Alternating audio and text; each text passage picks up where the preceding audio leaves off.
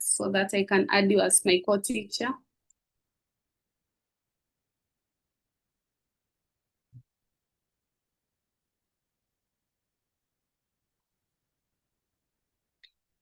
Okay. Thank you, Egidia. Egidia Washira.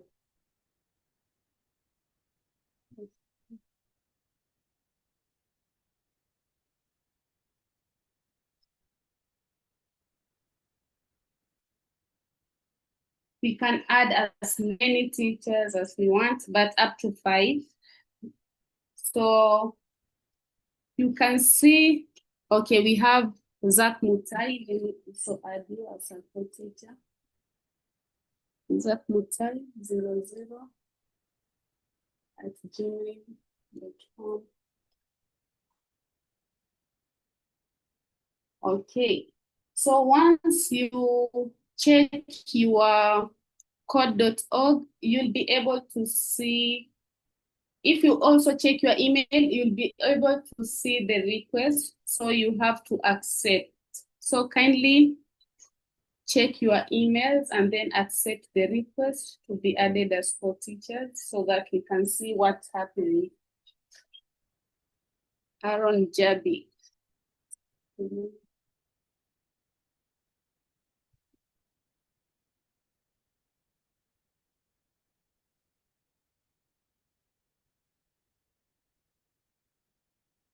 Oh, so Aaron, do you see what it says when I try to add your email?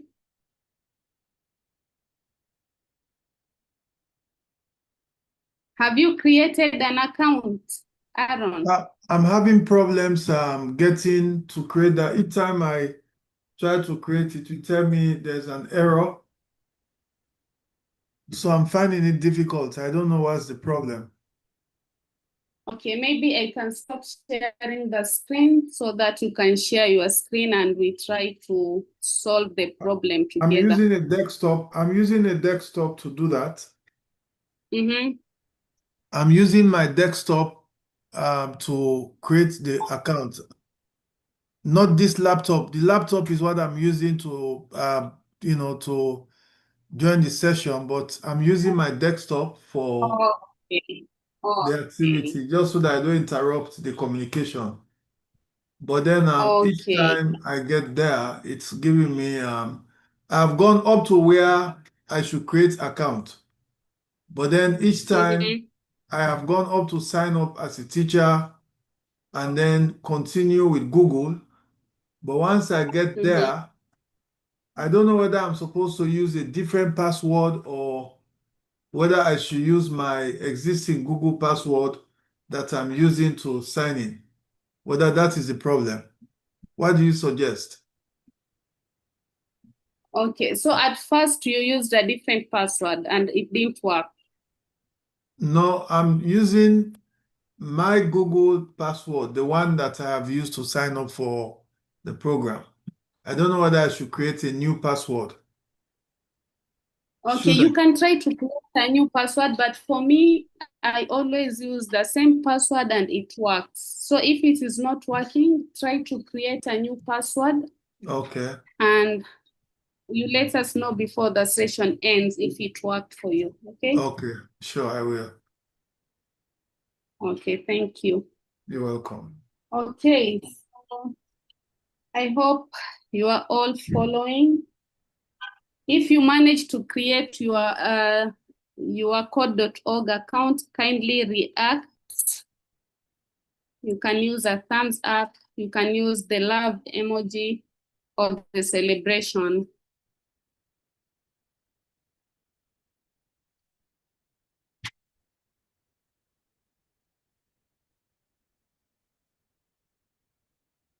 Okay, thank you so much for confirming. So I can see that Mutai, you have created your account. That's why we were able to add you as a co-teacher. So you'll just accept the request, okay? Let me finish creating the sessions. Okay, so now After creating the sessions, you can see your classes. We have the two classes that we have created, Form 3 Red and Form 2 Red. So for Form 3 yes. Sorry, Wambui, please mute. Thank you. Okay, so if you look at the Form 3 Red, we do not have any students yet because we have not invited the students. So for now, this is the code that they can use to join. So if I share the code with them, they'll be able to join this class. Some of you can try to use the code if you have not created the teacher account.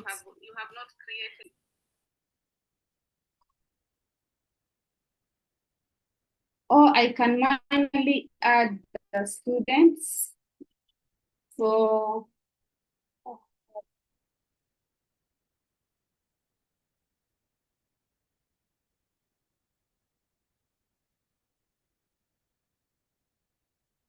the steps are outlined here on how you can guide them to create their accounts. And once they have the accounts, you give them the code and they'll be able to join directly to the class.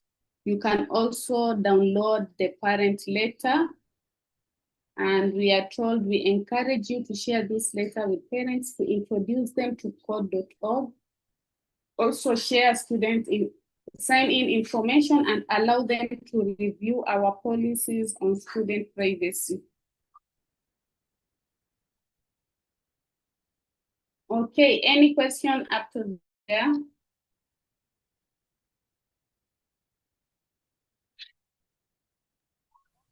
Okay, can I say something? Yes. Okay, I've managed. I'm able to create the account, but then I'm seeing this part that is written Google Classroom. Is there a way we can synchronize Google Classroom with this platform and it works? Because I've previously used it. Yes, you can. Even for Canva, you can synchronize it and then you'll be able to send assignments. If you want them to do an assignment, maybe on Canva, and then submit it via code.org. Once you synchronize it, you'll be able to do that. It's okay. Okay, thank you.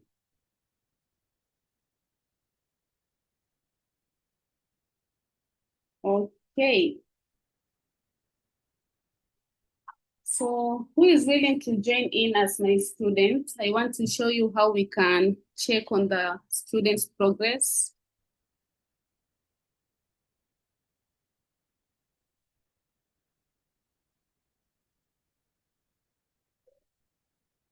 So you can view lesson materials if you have.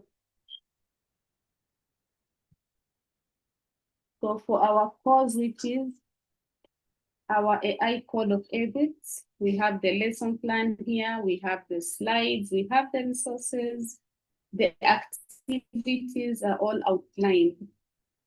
So once the students are doing the course, you will be able to see how far they have gone. You can see your class sections when you click the arrow down. We have progress over here, assessment, student projects.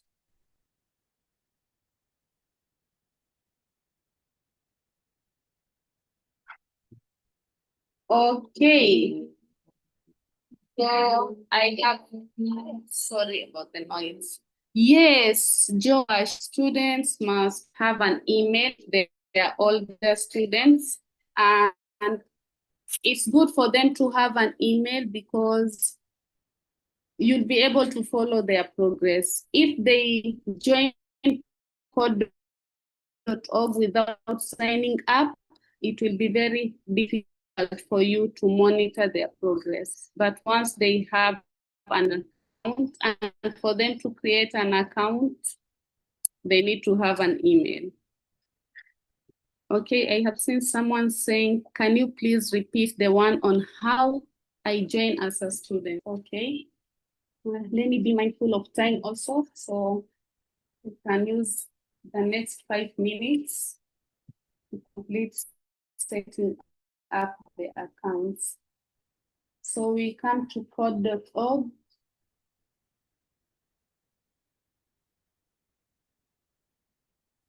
Oh, sign in.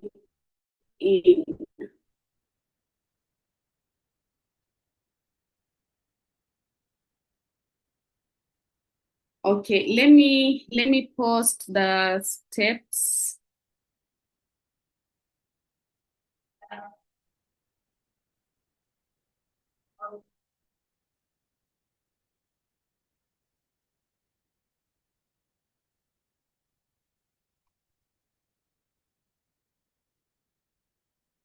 So for the students, you'll just follow the same steps. You go to code.org and then you come to where we have, you will see new project, sign in, and then you will see create an account. So you will go to where we have create an account. And then it will give you an option to select whether you want to join as a student or as a teacher. So for your students, you'll tell them to click on I'm a student. And then when you want them to join the class, let me share the steps. You let them visit code.org and then they will click on join. They will enter the class section code. You remember the code which was displayed on the screen? This code. This is what they will enter. Once they enter the code, they'll be taken directly to the class. Okay, so we said for the younger students, you can let them log in using the pictures.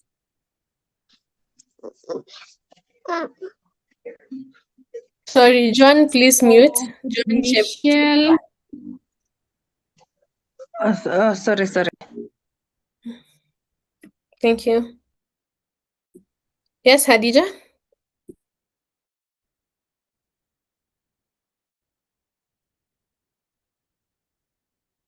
Yeah. So I think I will.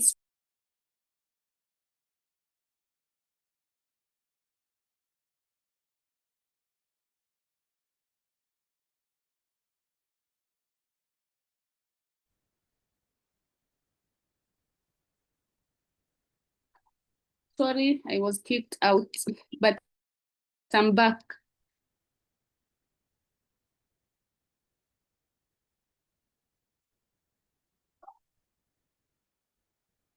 Hello?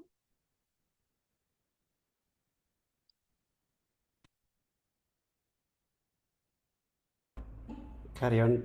Okay, any question before I flip over back to the moderator?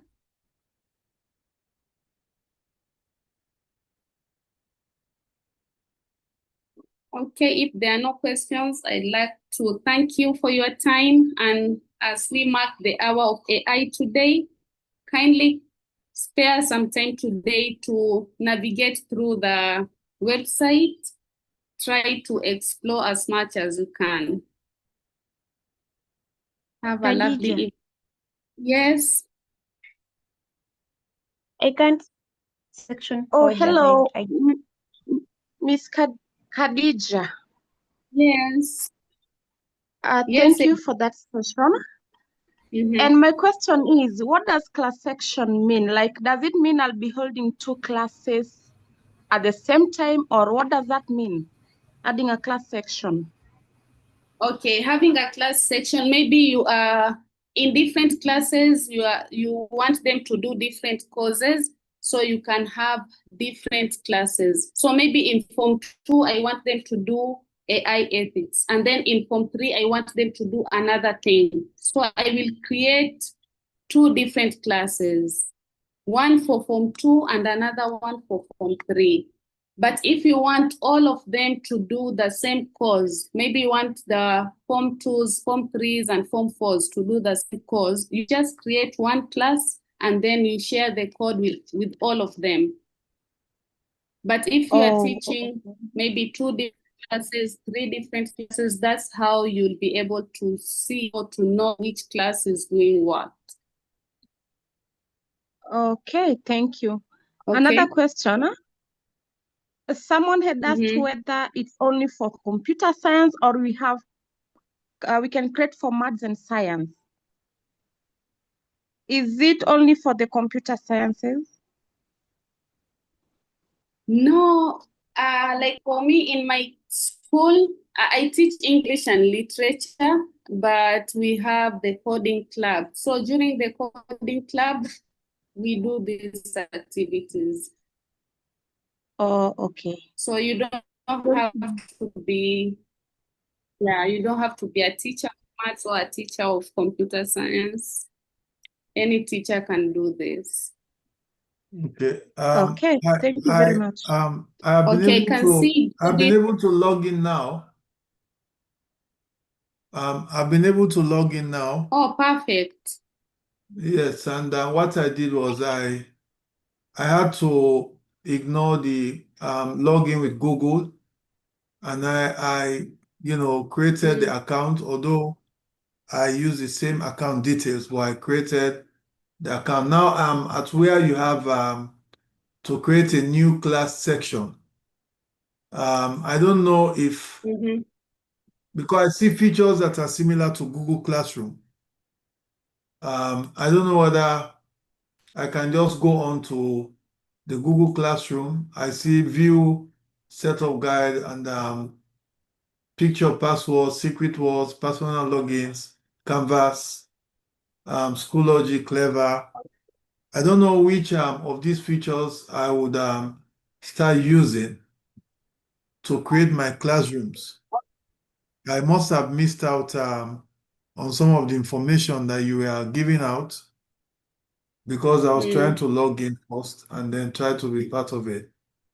I'll be grateful if you can guide me through some of the details that you would I will have missed, please. Okay, thank you so much. So I'll just repeat that step of adding a new class section, and then for the linking with the Canva and Google Classroom, maybe through the organizers, we can have another session to do that. So I believe you can still see my screen. Yeah, that's where I am. Okay, you click on new classroom section and it will bring you here. So for now, just ignore the LMS integrations and let us focus on login types. So depending on the age of the learner, for the very young learners, it is very difficult for them to remember the personal login details. That's why they're recommending you'll try to see what happens when you click on picture password, okay? And then we have the secret words. So you create the account for your students and then they will log in with a secret pair of words. So you will give them the words. And we have personal logins. They will create their own code.org account using their email addresses. And I use this because I teach old students. They're not very young. Most of them are between the age of 16 and 18. So it's easy for them to remember their login details. So if you click on personal logins, it will now take you to where you are going to set up your class. So you can give your class a name. Yeah. So once you are done, you will select the grade. Yeah. Assign curriculum. So if it is elementary, it will give you elementary specific courses. So you will come and select a course. So if, for example, you want to do music lab tutorial, you click on this, it will be highlighted. Okay? Yeah. So you scroll, you can add a co-teacher, and then you finish creating sections. Once you are done creating the section, you'll be able to see the code. So if you share the code with your students, when they go to code.org and then they click on join, they put the code and be taken directly to your class. Okay. Okay. So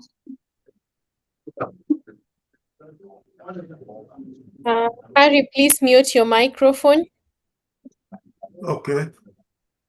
Harry, please mute. Harry, thank you.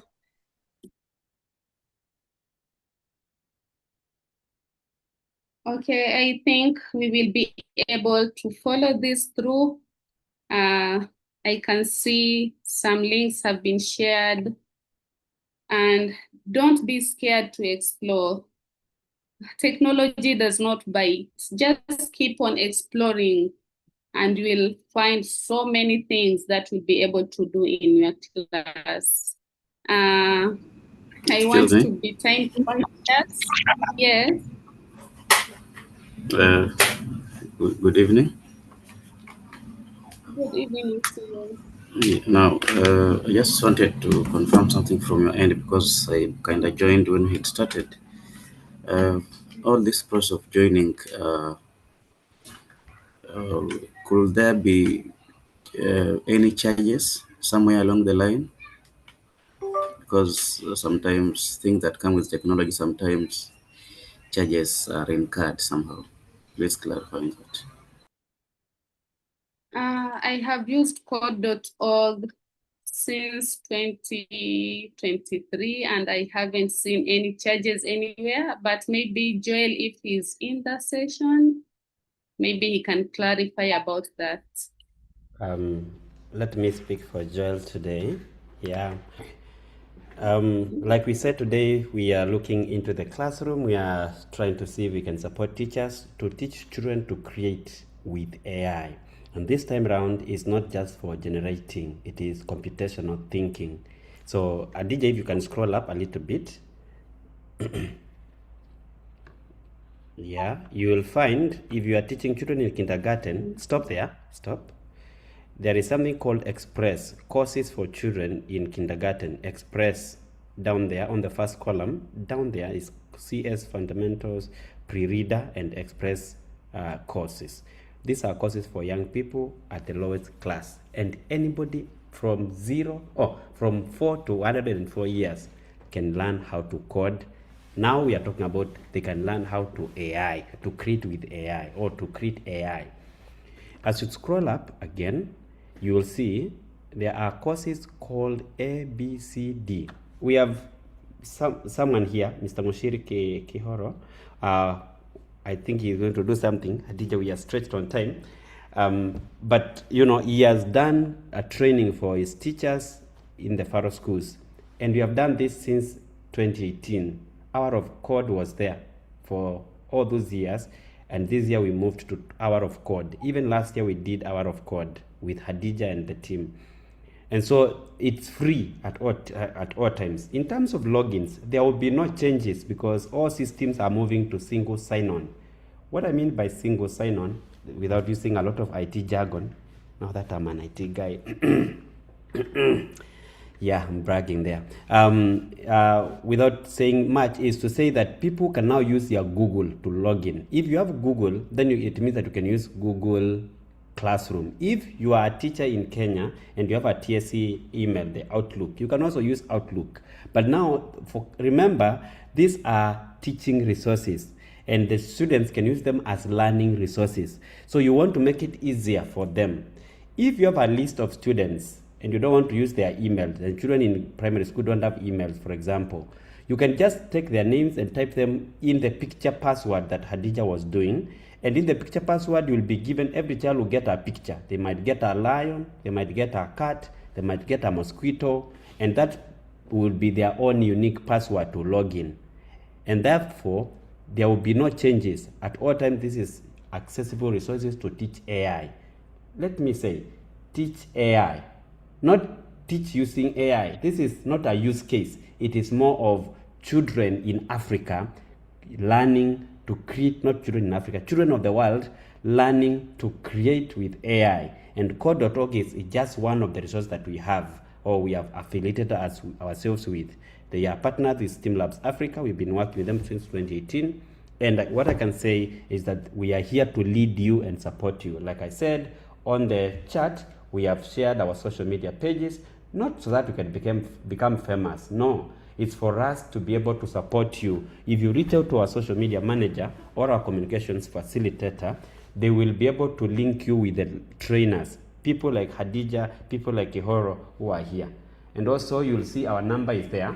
Ooh, I shared the wrong number, but you can still send to that one. The number we need to send to is also shared there. STEAM Labs will come to you, to your school as well, and train your teachers, train your staff members on how they can leverage on this powerful tool that we are talking about. Thank you, Adija and Michelle. Thank you so much, Felix, for that well-elaborated answer. So I have also shared some steps for those who may be joined late and they missed the steps. You can screenshot and you'll be able to create your account later. So Michelle, back to you. I know I have taken a lot of time. Maybe Adija, before you go back to Michelle, can I ask a question?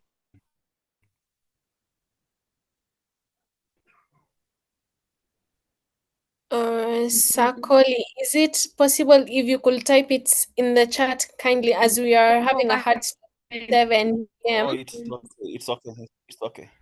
Yeah, you can kindly type it on the chat since we have a hard stop at 7 p.m. Thank you so much. Thank you, beautiful people, for joining this session. And I would love to invite Samuel. I'd like to invite Samuel. Sorry, it's like we are 3 minutes to the closing time, but I would love to invite Samuel. But I hope you guys have really, really enjoyed this session. Personally, I have. So if you've enjoyed Hadija's presentation regarding how to set up an account with code.org, please give me a thumbs up or just a reaction to show her appreciation and also appreciate our partners. Thank you so much. Thank you so much. I will invite Samuel Kahoro for a few minutes. I'm sorry, Sam, we have taken most of the time, but yeah, take it away. Thank you. Thank you, Michelle. I hope we can all hear me. Yes, we can. Okay, I'm Samuel Kahoro Mushiri. I'm currently at Faro School, Nairobi. And just to start this over, I think just over a year ago now, we sat for code.org training. And of course, it was with a lot of excitement. There was also a bit of fear, as I can see that most of us are also maybe asking these questions. And then I think after we were done with the training with the code.org, now the question that was there was how do we take this amazing content and integrate it into our weekly schedules? Most of us here, I'm sure most of us here are educators, and anybody can be an educator, even a parent, a brother, a sister, we can all be educators. So, so after the training, we hand out to be tasked with taking this content to the learners.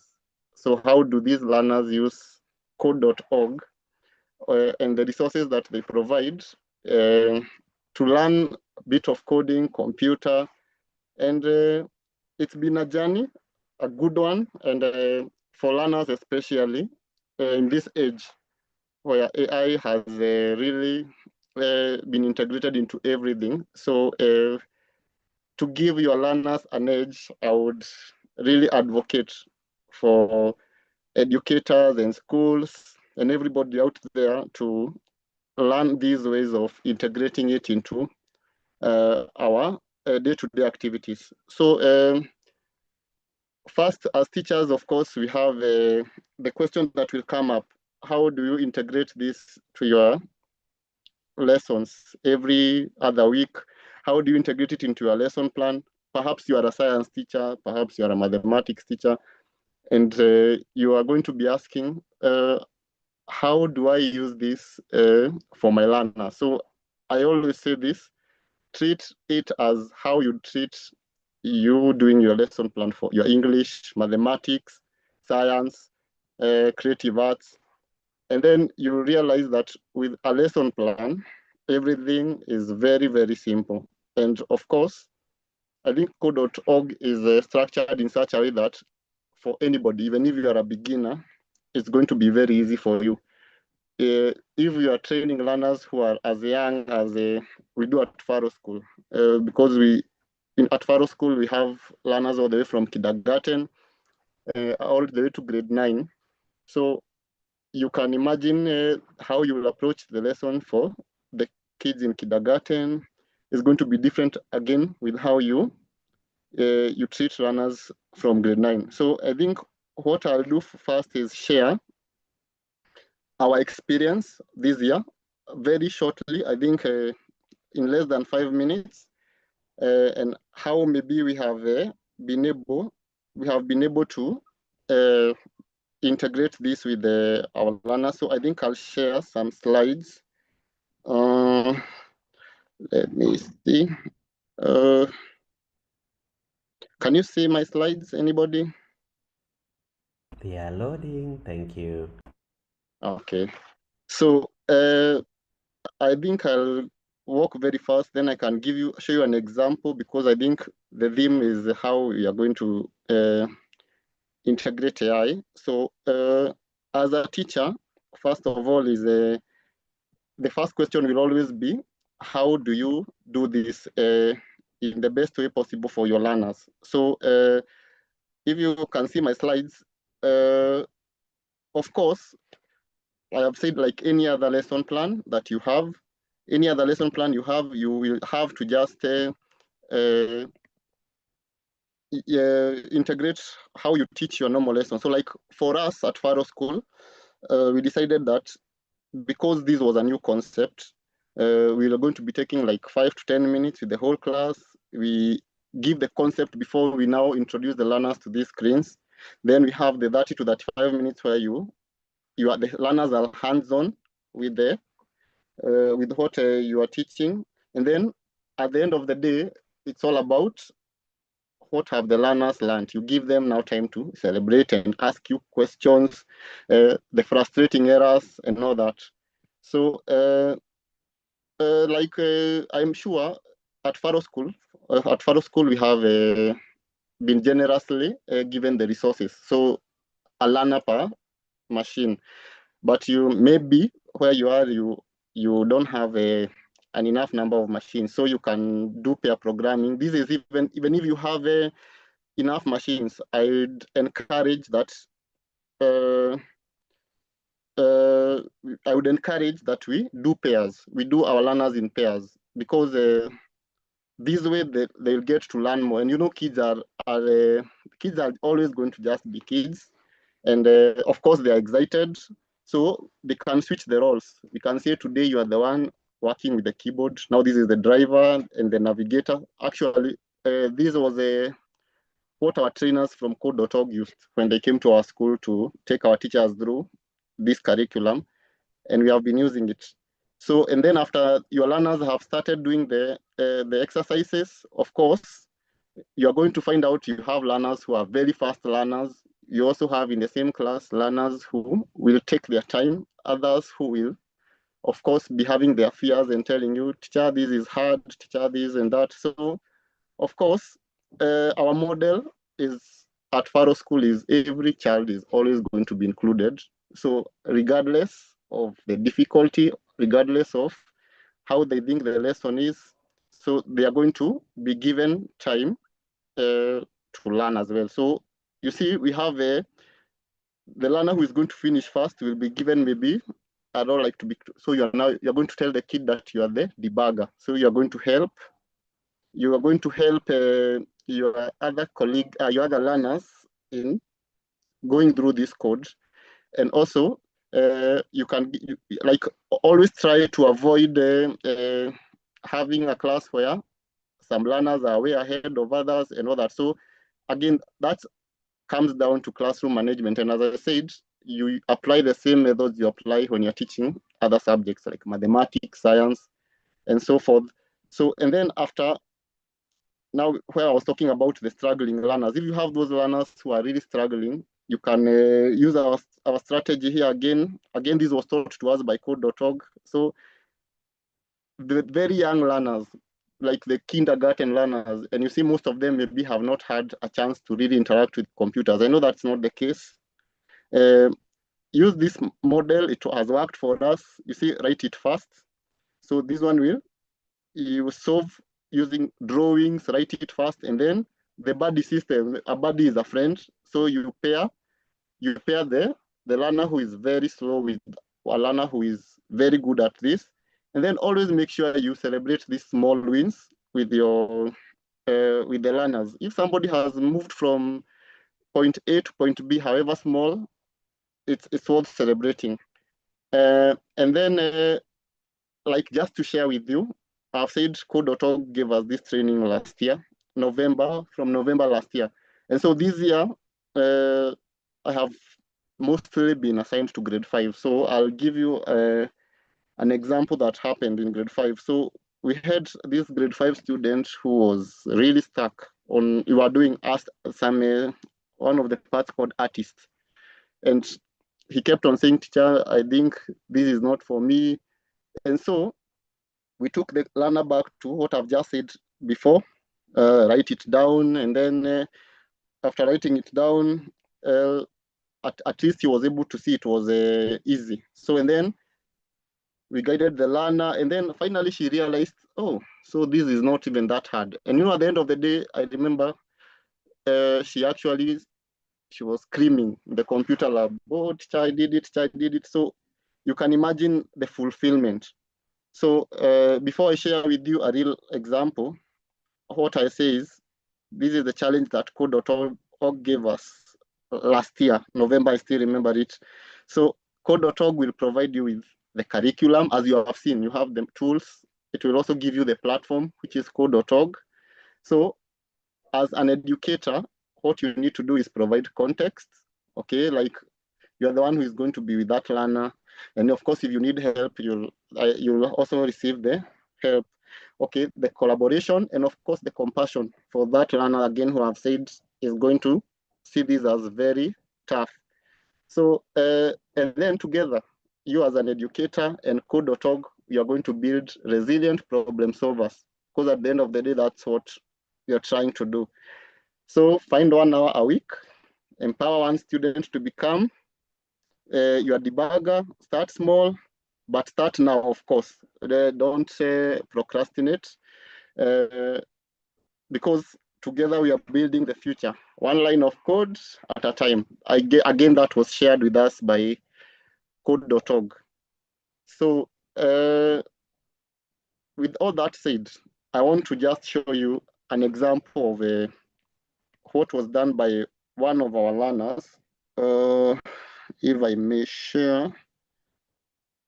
So here it is. So can you see my screen? Yes, we can. Okay, so I'm just going to quickly, let me see if I can find. So there's this learner, sorry about that. There's this learner called this one here. So again, this is a very young learner, very young. I think he's 8 years old. This was the first time he was interacting. As you can see with what he has done, this is 8 months ago. If you can see the top left corner, this was 8 months ago. And this was, I think, among the first projects that the learners were doing. And so I remember after Reese here was able to complete this project, he was very happy. And as he continued, like you can tell, his code starts becoming a little bit more, with a little bit more of a content. So again, as you've seen, code.org is very easy. It has been structured to be very easy for learners, especially the very young ones. So if we are having I think I'll just try and show you an example I'm just going to use this code. On my left here, you can see we have blocks, we have world. This is about appearance. We have the sprites. These are the characters that we are going to be using for our code. And again, as you can see, these characters have been optimized for kids, because again, this is a bunny. These are the things that will make kids really happy. Locations, this is again to do with the sprites, the events, behaviors, the loops. So again, you're not going to start with the very complicated ones. If you have a very structured approach, you're always going to start with the simple things like the background. You can decide to set a background to, for example, let me just do one for you here. Sorry about that. So let me change this. So again, you see, it's just about clicking and you choose. You see, for learners, they are more able to interact with their content if they can see what they're doing, if it appeals to them. You'll find a learner who loves cities. You will find a learner who is more interested in the couch that you can see there. Again, same thing with the sprites. You'll find a learner who is maybe loves elephants. So again, it just takes a little bit of time and patience. And of course, I can tell you this for a fact. We have been with these learners in class, and you can already tell. I'll give you a real life example. There's a very common game with our learners nowadays called Roblox. I don't know if you've come across Roblox, but I have. So, and then there is also Minecraft, and you can tell these learners are very excited when they're playing these games. So, what if I told you on code.org, you can tell your learners they can be able to come up with some of these games themselves. So again, it's something they're already doing, albeit in a different capacity. So I just wanted to show you now, today is about AI. On the same dashboard, so all of us have created user accounts. So on your dashboards, you're going to be able to find different types of lessons. Like for this year, I think it's about the AI integration. And I'll have you know, AI is now the next big thing. All of us, I'm sure if not all of us, most of us have interacted with generative AI. I don't know how many, if you have, maybe you can, you can relate. So if I go to the course catalog for code.org, for instance, I just go to the course catalog. If I go to the course catalog and I scroll down, I'll come across, you see the courses I can see at the top there are about AI foundations. Again, you can see that is from grade 9 to 12. We have AI and machine learning grade 6 to 12. So because of time, I'll just pick one of these. And then again, you can see, this is what I was talking about as a teacher. We always work with lesson plans, activity guides, answer keys. These things we have already interacted with them at one point or the other. So what I'll do in this case, let me say, I just want to see the curriculum details for this specific. Let me give it a minute to open. And there we go. So this is AI foundations, for instance. So this is AI foundations. So again, as we have all seen in our lesson plans, this is always the case. So you can see it has given you some write-up about the AI foundation, the prerequisites. Like this one you're told is designed for high school students. So, and then it will give you some, in your lesson plans, you've seen something called key inquiry questions. Okay, I know you've seen it. So professional development is available. So I'll just pick this one for, if you have created your class, you can assign it to the sections that Hadija that showed us how to create. So you'll just assign it. But for me, what I'll do, I'll just show you an example of what you'll see when you get into this unit. So here we go. Higher. So, problem solving with AI, professional development. So I'll just say, let's go. Let's see. Again, you can see it's very straightforward. It's giving you the steps. So I want you to observe this. I can view this page as a student. Now this is because of course, before you give these activities to your learners, maybe it's a wise idea to first go through them yourself. So again, as a teacher, you can view this page as a student or as a teacher. So I'll view it as a student just to show you some of the things that your students will be seeing. So for example, here we have lesson 1, lesson 2, and as you can see up here, we have the tab for get help. So if maybe you are going through this part and it's giving you headaches, you can always get help. But again, I'll just show you, like, I'll just give you an example. So here we have level 1, and if you can just open it. What I liked about code.org is the very first lesson or the first part always gives you what you are expecting. For example, like you see number 1 here tells you welcome, and then it will tell you are going to get an introduction to teaching AI, you are going to define and all that. So if you're okay with that, you can just press continue. It will take you to lesson 2. You see, it's very simple to just navigate. So you see already receiving a certificate for this PACE experience and all that. You have some frequently asked questions.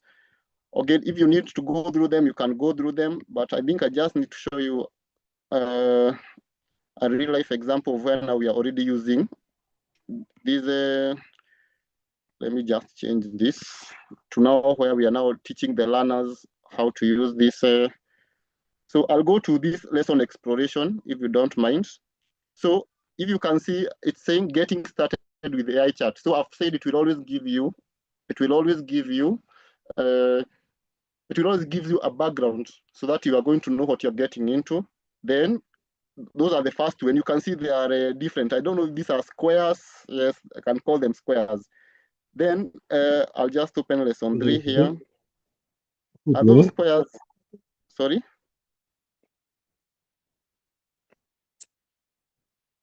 So just an example. I've said AI is, as I've said, AI is huge. And all of us have used generative AI. Anyways, when I say generative AI, I mean ChatGPT.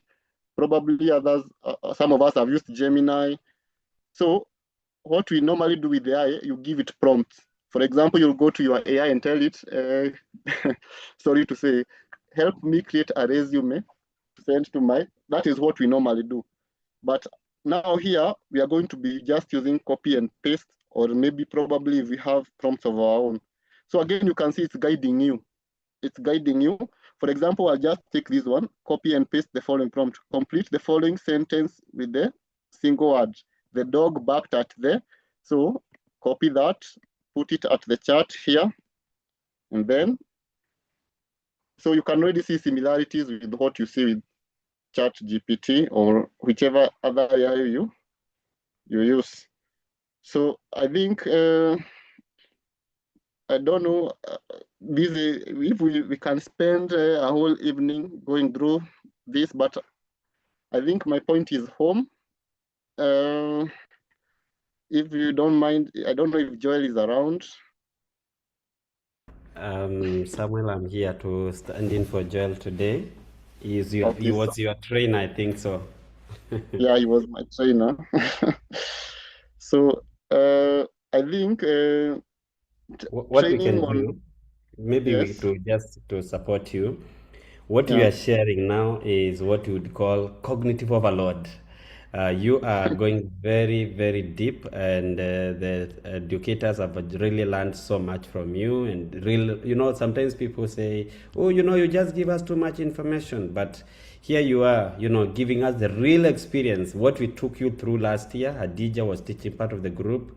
I was there as a project manager. There was James as well. He was teaching some of you, and Joel was there with you as partners from Kenya for code.org. And we are very proud of what you've done. And I think what we can do now, in the interest of time and also with your smart presentation and guidance, maybe we can plan how to schedule another time. I've also shared with our contacts at STEAMlabs, so that people can reach us, and then you can actually have a good experience also expanding and extending on this area, which you have become a pro. It means that you are doing a good job because you're also doing a good job.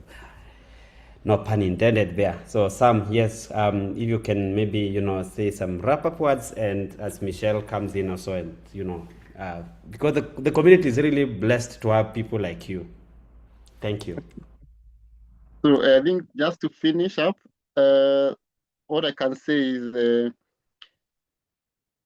as an educator, it's always good to see your learners learning, to help them solve challenges, and of course, to see them succeed. And I think all we can share are success stories. And I would wish for all of us here to take this up and take it positively. And I don't know what to say, but I would say I'd promise you that it's a very nice experience for both you, your learners, your kids as well, if you're a parent. And as I said, I'll just wrap up with this again, what they told us last year. Code.org gives you the curriculum. So your job is to provide the context, the collaboration, and the compassion needed for learners to succeed. So with that, I think I'll close up my presentation, and it was nice talking to you all. Thank you so much, Samuel. Thank you so much for making time to educate us. And one thing we never stop learning. Every day is a learning experience, and I would love to appreciate the participants. Thank you for clocking in and sitting all the way through. I wouldn't call it a meeting, I'll call it a learning experience. So thank you so much to our partners. Thank you so much to STEAMlabs. Thank you so much to you participants for sitting in. So I'd love to have closing remarks, and this will be done by our able director, Felix Malombe, and then afterwards we will turn on our cameras, have a short picture session, and then we will close it off. So thank you so much. I would like to invite Felix for closing remarks, and then we close it off. Take it away, Felix. Thank you. Thank you very much indeed. There is nobody who does it better than Michelle Wambui, one of our program leaders, and we are really grateful to have you on board. Thank you everyone for joining us tonight. Please don't leave. Let me make one announcement that tomorrow is the last day of Hour of AI. If you are in Nairobi, please hear me right. If you are around Nairobi, the meeting is at... Wait, I need to confirm that. The meeting is at a place in Westlands. You do not want to miss. I am not going to be there myself. I will miss. So why can't you go and represent me? You need to organize yourself to be part of that program. If you want to be able to attend that event, again, I'll share the number on the chat. Wambui, if you can help me that. The number is 07. Okay, 07 is the Kenya number now. Apologies for my African compatriots who are not in Nairobi, like myself. The number is +254. A WhatsApp number that you can send your message to confirm that you are coming, or to tell them that you would like to come. They'll give you some conditions, because everyone wants to come. They just want to give you conditions. But if you're outside Nairobi, please don't struggle, because it's going to be a hassle for you. Sorry, I'm sending the wrong number. 190719 802-466. If you want us to come to your school, by the way, tomorrow is for students. So parents can take their children and the teachers can come with their children. If a teacher comes alone, you'll be told go back. You have to come with a child because we are interested in building the African child with their mother and their dad or their teacher. Well, thank you very much. You can send your message to that number. They will be able to guide you on how you will be able to navigate the terrain of Nairobi, the traffic, and find yourself at exactly 10. Gakenya, please, you can confirm if I'm saying the right thing. Gakenya Kogi is our program lead and our partnerships manager. She can also say a word if she would like to do so. I'm going to count from 5. Maybe she was not ready for this. 5, 4, 3, 2, 1. Gake, I'm speaking for you now. I'm your math puss. I'm saying, yeah. Oh, you want to speak, Gakenya? Right, thank you. Yeah, so tomorrow at Nairobi's Westlands, please find yourself there with your young man, anybody between 6 and 18 years, but you need to communicate to that number for proper planning. Otherwise, your dreams will be crushed. You know what I mean. Why can't we just take a photo and smile together? It's always an African moment. There used to be a company called Absa. A long time ago, it was called Barclays. And they used to say they celebrate something we call Africanacity. In Africa, it is when you board the bus and then you go a few meters, then the traffic jam starts. Then you say, I'm just going to come down from the bus and I'll walk the remaining distance. Then the moment you start coming out of the bus and you come down, now you're on your foot, the bus starts moving, the traffic is gone. You are like, what did I do? That is what we call Africanacity. I'm just saying that so that you can turn on your camera, so that we can all smile as Africans. Thank you very much for joining us tonight. It's always a good time. Haman is joining us from Myanmar. This is 10. Is it 10 or 11 p.m., sir? Haman? 11 p.m. It's 10:56. 10:56. Oh my gosh. PM. It's just 4:30. It's 4:27. Well, thank you very much, brothers and sisters. Let's now shine our teeth. Let's show the world those teeth as we celebrate together. I'm going to take 2 photos. The first one, while smiling, it's always a good time. And the second one, while smiling, some people have not turned on their cameras. This is not good. That one is not coming well. That's not a good one. Please give me a moment. Let me take a good photo. Right. Oh, sorry. It's not giving me. Thank you. There you go, my people. God bless you. We are coming to the Gambia Marina International School to just say hi, my brother. Thank you for joining us. We are coming to Cameroon, Yaoundé, and Douala. Always a good time to connect with you, brothers and sisters. Goodbye for now. Till next time, the Hour of AI continues. We'll be reaching to you through your emails to tell you we will always be there for you when you need us. Thank you. Good night. Good night. Thank you. Thank you, Felix. Thank you.